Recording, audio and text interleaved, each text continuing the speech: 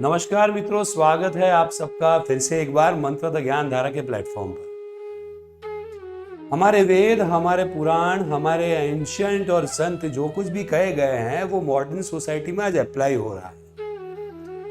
उसी से रिलेटेड एक बात लेकर मैं आपके साथ आज उपस्थित हुआ हूं। आप सब लोगों ने विक्रम बेताल की कहानी सुनी होगी, जिसे बेताल बत्तीसी कहा जाता है। विक्रम बेताल की 32 कहानी है।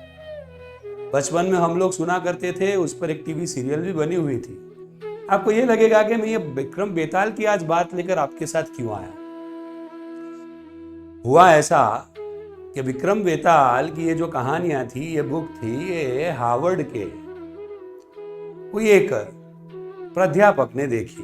उनको लगा और इंटरेस्टिंग लगी, तो उन्होंने उस पर एक दो रिसर्च पेपर लिखे। उनको और इंटरेस्टिंग चीज लगी तो उसने उन पर एक थीसिस प्रिपेयर की और थीसिस सबमिट करवाई, और वो थीसिस अप्रूव हुई और उस पर डॉक्टरेट किया।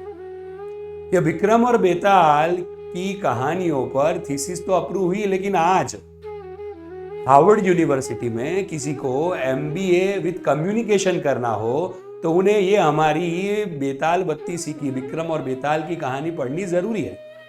वो कोर्स में ली गई है पूरी कहानी। कैसे? It is a way of communication. कैसे, मैं आपको बताता हूं।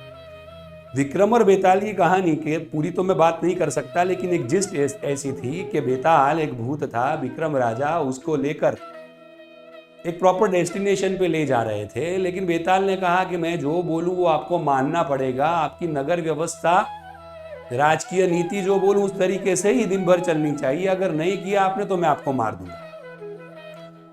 विक्रम एक राजा था, एक न्यायी था। वो हर दिन जाता, अपने तरीके से व्यवस्था और नीति चलाता और वापस आता। बेताल फिर से वो प्रश्न पूछता कि मैंने बोला उस तरीके से वो नीति नहीं चलाई, उस तरीके से आपने डिसीजन नहीं लिए है, आपने तो आपके तरीके से डिसीजन लिए हैं। विक्रम बहुत शांति से उसे समझाता, प्रेम से समझाता कि नहीं नहीं नहीं, आपको दिख रहा है कि डिसीजन मेरे है, लेकिन आपने जो बोला था वही तरीके से मैंने डिसीजन लिए है।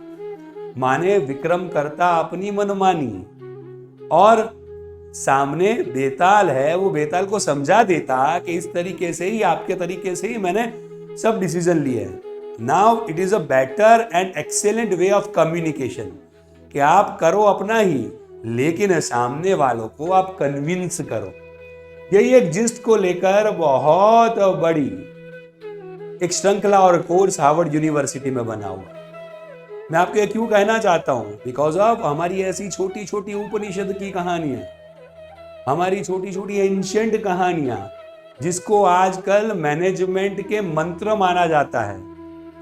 माने हमारे उपनिषद, हमारी बेताल की जो 25-32 है, उसको लेकर जो वेस्टर्न के लोग हैं वो लोग PhD करते हैं, और वही कम्युनिकेशन हम लोग पढ़ते हैं घूम फिर कर। तो हमें ये देखने की जरूरत है कि हम बड़ा बड़ा कुछ ना देखें, लेकिन हम छोटी छोटी वेद पुराण की कहानी भी पढ़ते जाएं और हमारे बच्चों को भी सुनाते जाएं। हमारे कोर्स करिकुलम में यूनिवर्सिटी में ये डाले तो बहुत सारी चीजें उसमें से ही सॉल्व हो सकती है।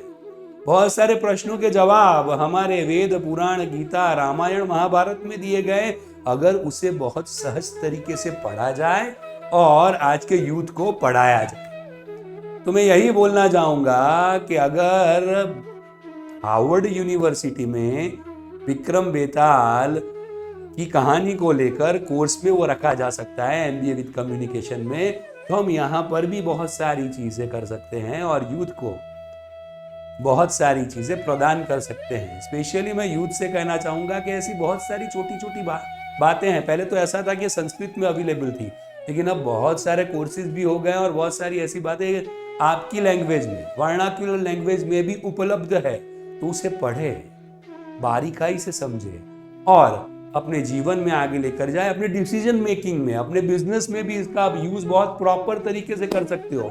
जैसे कि कंपनी को अपनी पॉलिसी बनानी है और पॉलिसी शेयर होल्डर्स को समझानी है, बोर्ड ऑफ डायरेक्टर्स को समझानी है, तो CEO क्या करेगा? अगर ये उन्होंने पढ़ा होगा, प्रॉपर तरीके से जाना होगा, तो पॉलिसी अपनी रहेगी, लेकिन शेयर होल्डर्स को, बोर्ड ऑफ डायरेक्टर्स को ऐसा लगेगा कि उनकी बात भी CEO ने रखी है। तो इसी विचार के साथ मैं मेरी वाणी को यहाँ पर विराम देता हूँ। आपका सहायक मित्र डॉक्टर भादिक स्वादिया फिर से एक बार आगे और एक कहानी के साथ मिलेगा। तब तक आप मुझे इजाजत दीजिए। सबका शुभ हो, सबका मंगल हो।